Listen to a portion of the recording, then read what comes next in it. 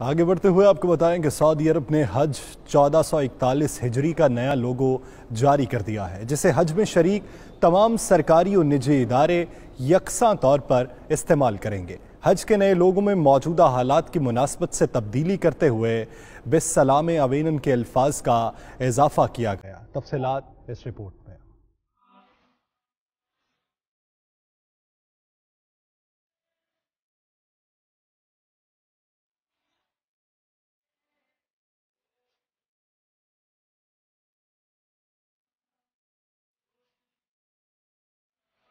Saudi अरब ने हज 1441 हिजरी के लिए नया लोगो जारी कर दिया, जिसमें मौजूदा हालात की मुनासबत से तब्दीली करते हुए बिस्सलाम आमीनीना के अल्फाज का इजाफा किया गया है। सऊदी हुक्काम का कहना है ये दो अल्फाज बिस्सलाम आमीनीना कुरान मजीद की सूरतुल हिजर की आयत नंबर 46 से माखूज हैं। बिस्सलाम से मुराद सलामती के साथ और आमीनीन से मुराद अमन के साथ है, यानी इस साल हज सलामती और अमन के साथ होगा।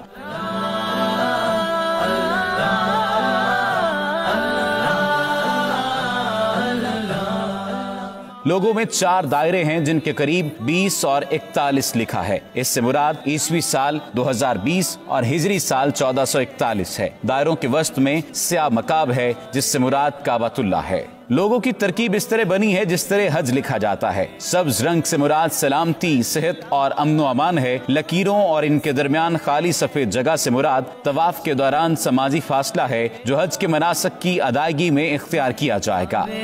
चादर को हाथों से पकड़ लूंगा।